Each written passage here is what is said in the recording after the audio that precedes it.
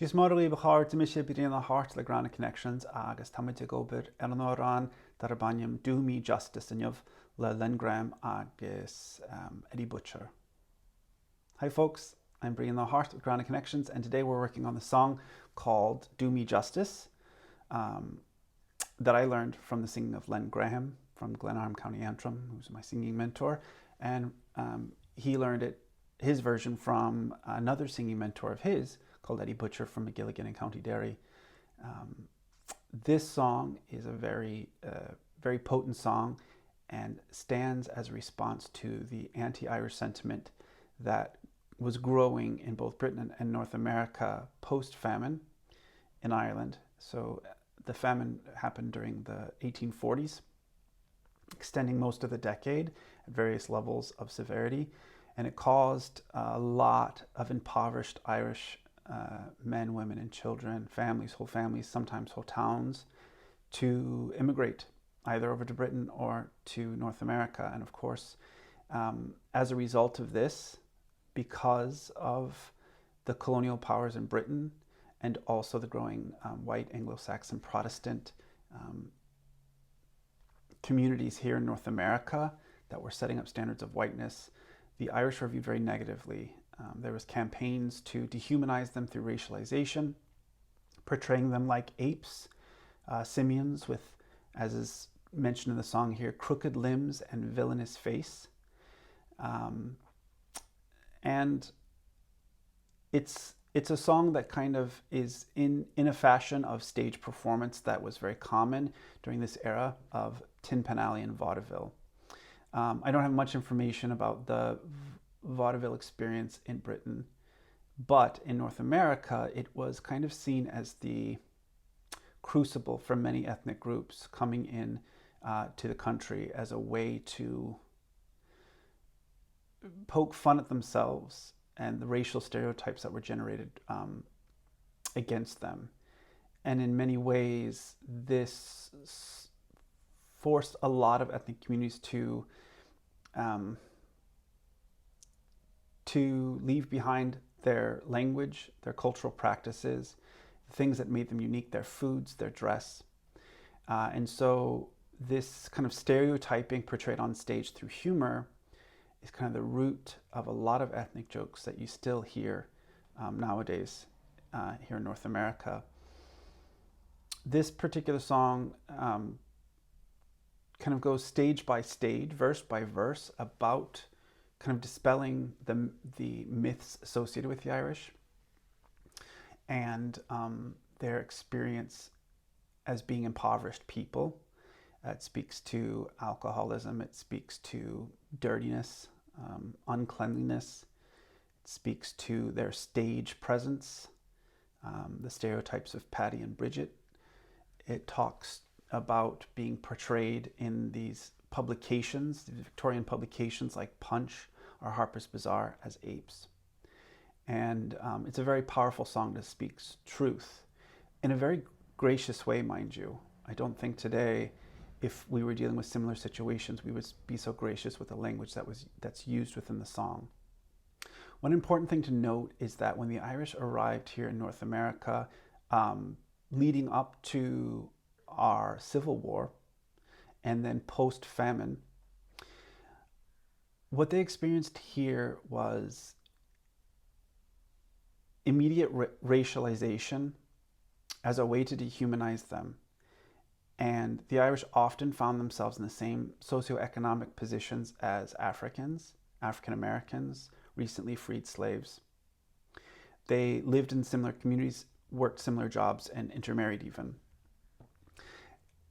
Often this history is used to justify maybe silence against the movement for civil rights for Black folks, people of color. And many nationalists or white nationalists or white supremacist or far right movements kind of counter every movement for civil rights for people of color with this history as a way to justify the beliefs held by the extreme right and by white supremacy.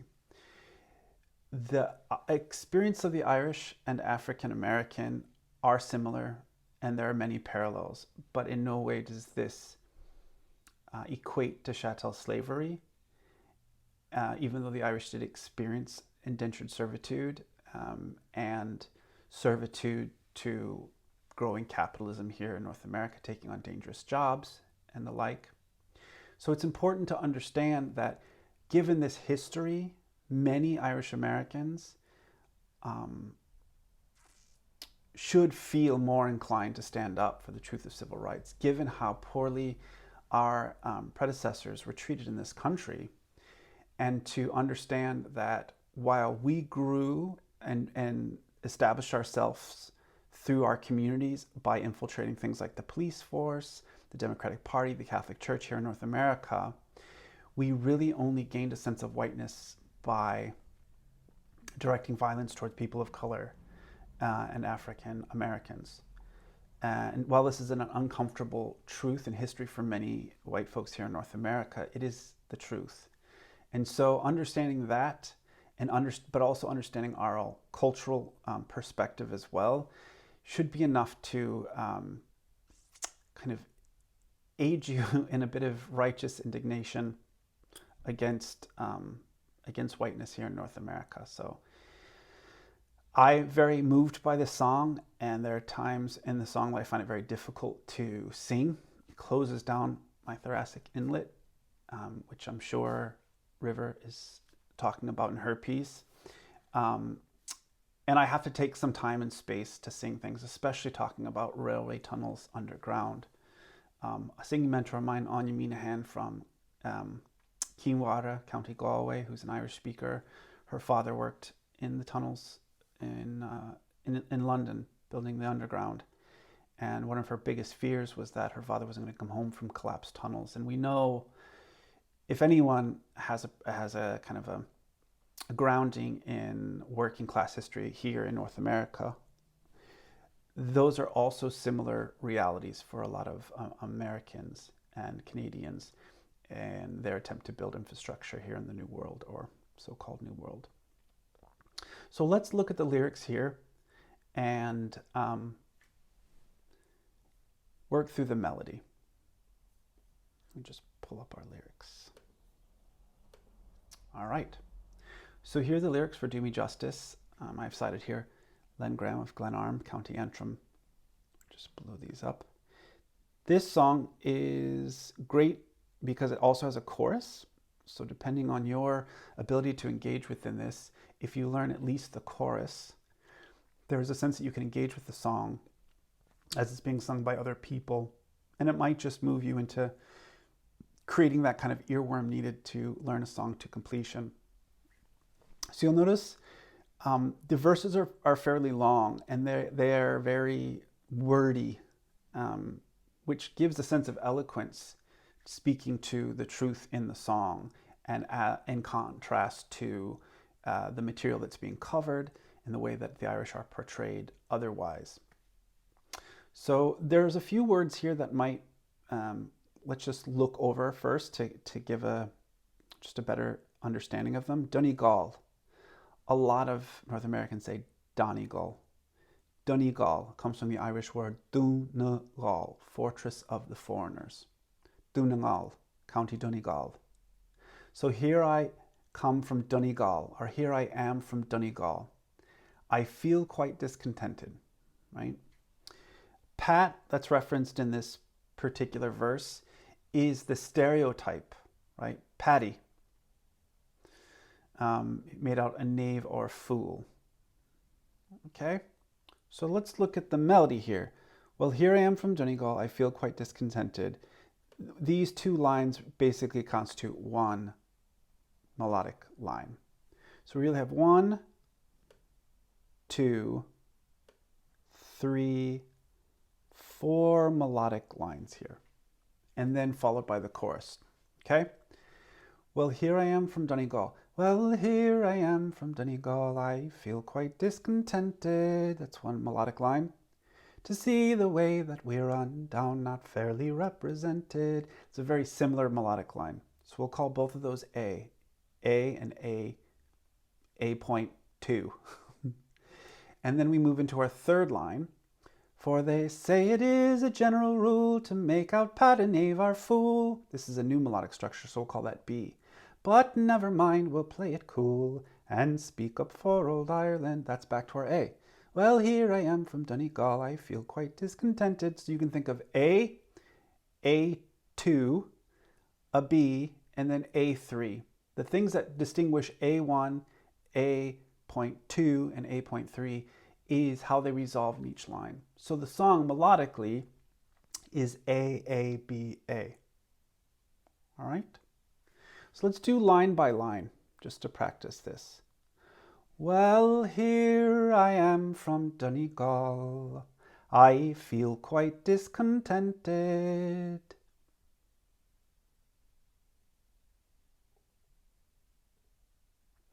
Well, here I am from Donegal, I feel quite discontented.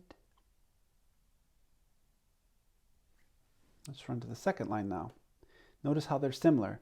To see the way that we run down, not fairly represented. To see the way that we run down, not fairly represented.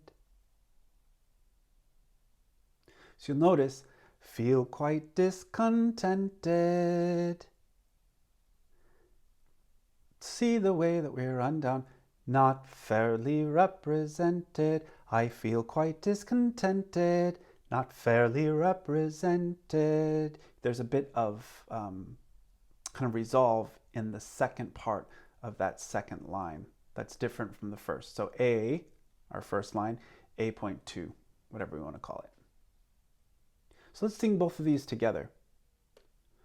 Well, here I am from Donegal, I feel quite discontented. To see the way that we run down, not fairly represented. Let's sing that together again. Well, here I am from Donegal, I feel quite discontented. To see the way that we run down, not fairly represented. Now the third line moves up high. This is our B melody line. For they say it is a general rule to make out Pat and Knave our fool.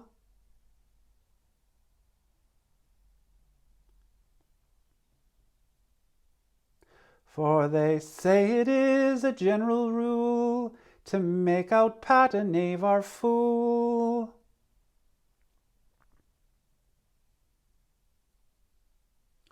For they say it is a general rule to make out Pat and Knave our fool.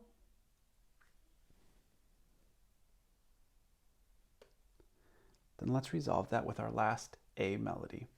But never mind, we'll play it cool and speak up for old Ireland.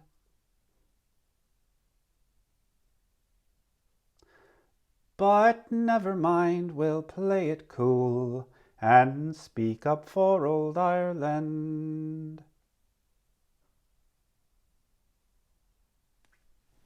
Let's do these last two lines, our B and our A.3.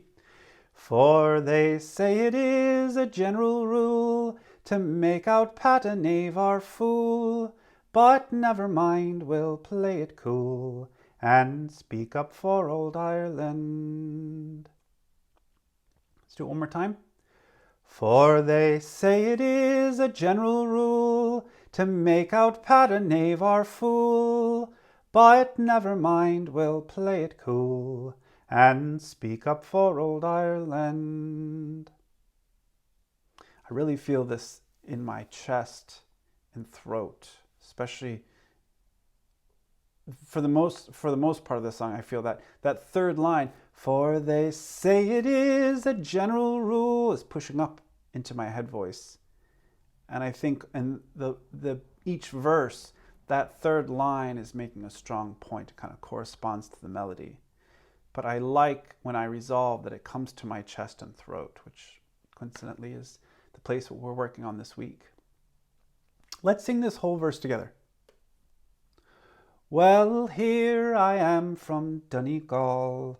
I feel quite discontented to see the way that we're on down, not fairly represented. For they say it is a general rule to make out Pat a knave or fool. But never mind, we'll play it cool and speak up for old Ireland. Now let's look at the chorus. The chorus is kind of the crux of the song. Do me justice, treat me fair, and I won't be discontented.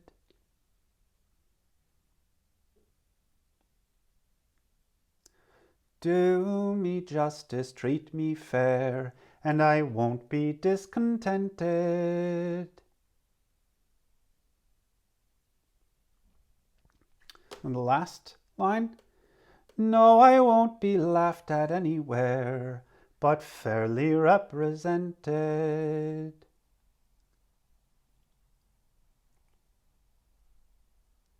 No, I won't be laughed at anywhere, but fairly represented.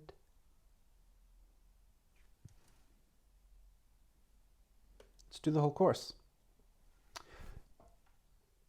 Woo. Do me justice, treat me fair, and I won't be discontented. No, I won't be laughed at anywhere, but fairly represented. All right, let's move forward and look through the rest of the verses and talk about things that are touched upon in them. But hopefully through the first verse and chorus, you'll have learned the melody and be able to apply it to the rest of the song. And you also have the audio component for this to listen to as well on your own, including that of the song itself. This next verse talks about the stage caricatures and racial stereotypes portrayed, particularly in vaudeville. When on the stage I do appear with a thundering big shillelagh. Everyone kind of in America has probably heard the term shillelagh, but maybe you don't know what it is.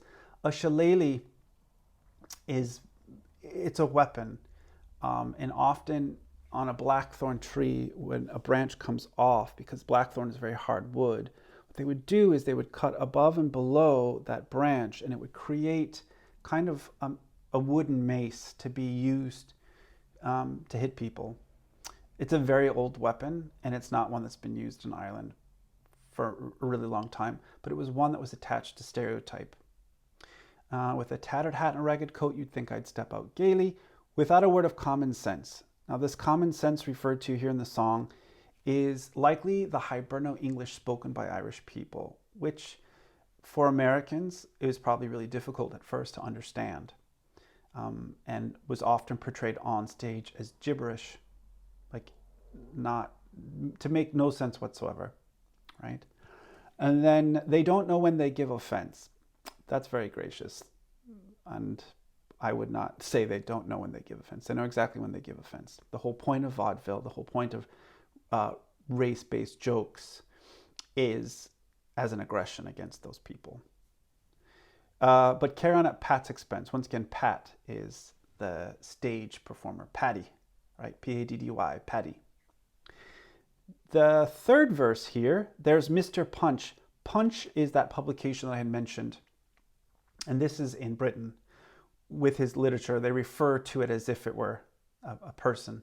Mr. Punch with his literature, right? And the literature in this case is the publication. He tries to hurt us badly whene'er he draws our caricature. Caricatures based on racial stereotype were often in plain sight within these publications and with these magazines without any sort of shame about it whatsoever. But the way that they depicted Irish people, Africans as well, and other racial groups, Jews, with crooked limbs and villainous face. Now, what's meant here is not is in relation to looking like apes or being drawn as apes.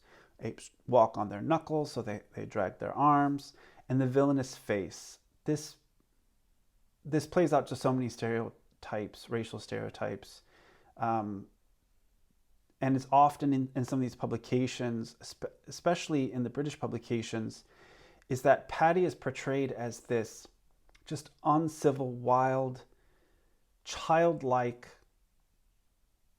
humanoid, while Britannia is looking noble in her gown and her hat and long-suffering and patient, trying to civilize this Paddy. In the States, it's Uncle Sam looking at fear and kind of shock at Paddy portrayed as a blatantly like drunk, raucous individual in these kind of cartoons and caricatures. But with this way, with the crooked limbs and the villainous face, and that's in both the British and North American publications, this is how the Irish race, notice the race being racialized as if this were a thing, I'm sure it is a great disgrace. We think so in Old Ireland, right? So the reference here is always back to Old Ireland, which is regressive a little bit, but it is kind of the romanticized idea that Ireland is this place that is never changing. Let's look at our fourth verse here. They say we're lazy and dirty got, but what's the use to grumble? Lazy and dirty got, this is definitely classist language. The Irish were very hardworking people. They built much of the infrastructure in North America, bridges, skyscrapers, tunnels for railways, and died in the process. But what's the use to grumble? Once again, this is more gracious language. Whenever they enter our Irish cot meaning the house, sure they're welcome though it's humble, right? In public works, the country round, of course the Irish, coming from Ireland, had and being agriculturalists at that, limited agriculturalists, given the situation of colonization that had kind of limited their many people's abilities to just raising food for themselves or for a landlord. They relied heavily on public works here in North America, where hard work is to be found in a railway tunnel underground. Sure, you'll find the boys from Ireland. Last but not least, our final verse. Well, it's very true. I like a glass. The Irish are often portrayed as drinkers, alcoholics, and that is truly an issue, along with mental health, that is part of the trauma of a colonized people. It makes my heart feel frisky. I'm very fond of an Irish lass, and I'm partial to the whiskey. Whiskey is your celebrated drink of most Gaels. I'm very quiet when left alone. I do what I like with what's my own, but woe be to the foe. Achone. Achone is a vocable that just is, in and of itself, it's both anger and despair. Who dares run down old Ireland? So there you go. I hope you enjoy the song, regardless of the content being difficult. And this is our task for this experiment, is to learn to sing and speak truth. And one of the things that I've noticed in my singing of that is there are times in the song where the emotions are very raw and they seek to close down my thoracic inlet. And so I have to take time to open that up. And when I sing this song, I often tap my foot or my leg, right, as a way to kind of reconnect. But also I feel very much like the politician hand comes up, because I'm speaking to a people. This song is kind of portrayed as an oration to a listening crowd, to speak the cause of the Irish people in the face of such discrimination and stereotyping. So I look forward to seeing and hearing about your experiences with this song. Thank you guys so much, and have a great day. Slán go forward.